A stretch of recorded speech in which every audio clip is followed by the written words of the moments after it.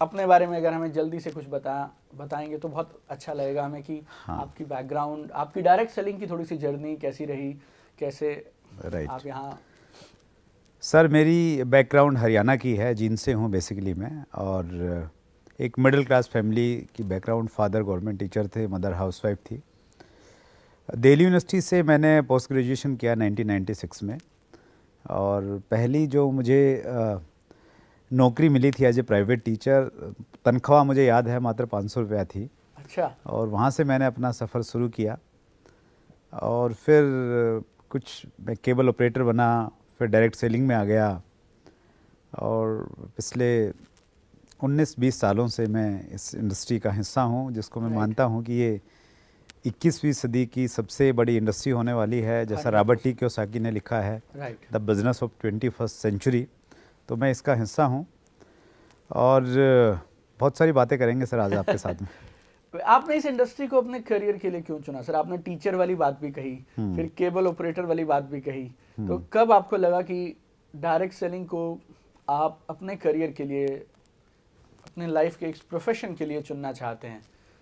और क्या आपने वो देखा सर? आपको क्या लगा इस इंडस्ट्री ने, कैसे खींच लिया इस इंडस्ट्री ने आपको? बहुत अच्छा प्रश्न है दीपक जी आपका। देखिए सर, ज़िंदगी में हम अक्सर पढ़ते हैं ना कि भाई जो होता है अच्छे के लिए होता है, उसमें कोई अच्छा ढूंढो। तो ये चीज़ मुझे मालूम तो नहीं थी पहले उस समय जब मेरी ज़िंदगी में कुछ चीज़ें घटित हुई, लेकिन मेरा ये मानना है कि वो चीज़ें मैंने अच्छा देखा उनमें, शायद इसलिए मैं आज इस मुकाम पे पहुंचा हूं। मैंने पोस्ट ग्रेजुएशन किया सर दिल्ली यूनिवर्सिटी से, और मेरा सब्जेक्ट था संस्कृत। ओके। और उस समय ये 20 साल कितना टाइम की बात है, ये 95-96 की बात है। तो मुझे ये मालूम चला कि एक टीचर, संस्कृत टीचर जब ज्वाइन करता है तो वो ज़िंदगी भर संस्कृत टीचर ही रहता है, उसको प्रमोशन नहीं मिलता, वो हेडमास्टर नहीं बन सकता, प्रिंसिपल नहीं बन सकता। ओके। ऐसा नियम था पहले, अब शायद वो बदल गया है। ओके। तो ये मेरे लिए एक बहुत शॉकिंग न्यूज़ थी कि मैंने ऐसा व्यवसाय चुन लिया है जिसमें मैं कितनी भी मेहनत करूं, मुझे प्रमोशन नहीं मिलेगी। ओके। तो मैंने उसी दिन ये सोचा कि नहीं, मैंने ये तो काम नहीं करना है। राइट। तो कुछ बड़ा करना चाहता था, कोई बैकग्राउंड नहीं थी। तो हम अक्सर देखते हैं कि भाई परिवार में, रिश्तेदारी में कौन क्या काम करता है।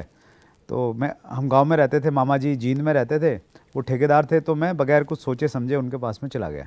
ओके। तो उनके साथ में कुछ लगा रहा, फिर मुझे लगा यार ठेकेदारी वाला काम तो सूट नहीं करेगा मुझे। राइट। फिर केबल टीवी का बिज़नेस नया नया आया था, मैं उसमें जुड़ गया। डायरेक्ट सेलिंग की जहाँ तक बात है, ये एक बड़ी अच्छी जर्नी रही। जब मैं केबल टीवी का बिज़नेस मैंने किया तो उस समय एसटीडी पीसीओ का एक क्रेज़ था, एक नया काम स्टार्ट हुआ था। तो मैंने वहीं पे एक एसटीडी पीसीओ भी खोल लिया छोटा सा, जहाँ मेरा केबल का ऑफिस था। ओके। और वहाँ पास में एक होटल था, अभिनंदन होटल। तो उसमें एक मल्टीनेशनल कंपनी की मीटिंग रहती थी, ये 98-99 की बात कर रहा हूँ मैं। ओके। तो उस कंपनी के, डायरेक्ट सेलिंग की कंपनी थी वो। ओके। उसके जो लीडर्स थे वो मीटिंग ख़त्म होने के बाद में एसटीडी पीसीओ पे आते थे फ़ोन करने के लिए। ओके। मोबाइल उसमें होते नहीं थे। राइट। तो वो मुझे बहुत अच्छे लगते थे 2 वजह से। एक तो ये कि वो लंबी लंबी बात करते थे, बिल बहुत आता था। ओके। तो मैं उनकी हमेशा इंतज़ार करता रहता था यार कब आएँ। राइट। और दूसरा, वो इतने अच्छे से बात करते थे, इतनी मीठी बात करते थे, तो मैंने ऐसी बातें सुनी नहीं थी। राइट। तो मुझे बड़ा आनंद आता था कि वो इतना प्यार से लोगों से बातचीत कर रहे हैं, पॉजिटिव, मोटिवेट, एक्साइटेड। राइट। तो मैंने पता किया कि यार ये लोग कहाँ से आते हैं, कौन क्या है। तो मालूम चला कि यार यहाँ कोई मीटिंग वीटिंग होती है। ओके। तो मैं एक दिन बगैर किसी से पूछे, किसी ने कुछ नहीं बताया, मैं वहाँ गया और वहाँ पे मैं अंदर जाके बैठ गया। और वो मेरी ज़िंदगी की पहली डायरेक्ट सेलिंग की मीटिंग थी, और उसने सर मुझे दीवाना बना दिया। राइट।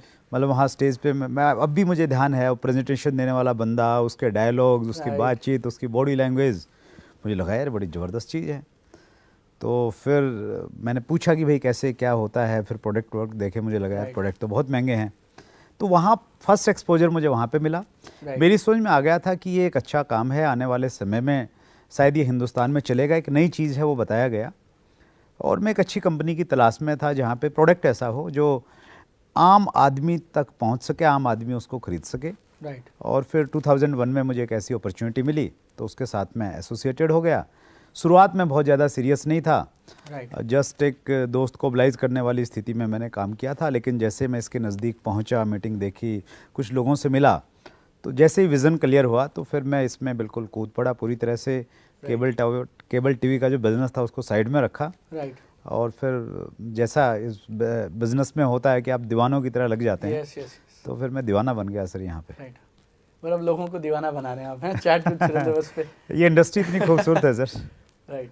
अगर आपने अभी तक chat with Surendra Vats channel को सब्सक्राइब नहीं किया है तो अभी सब्सक्राइब करें और बेल आइकन दबाना ना भूलें, जिससे आपको आने वाली सभी वीडियोस की अपडेट सबसे पहले मिले और हमारी किसी वीडियो को मिस ना करें। वीडियो को ज्यादा से ज्यादा शेयर और लाइक करके अपना प्यार जरूर दें।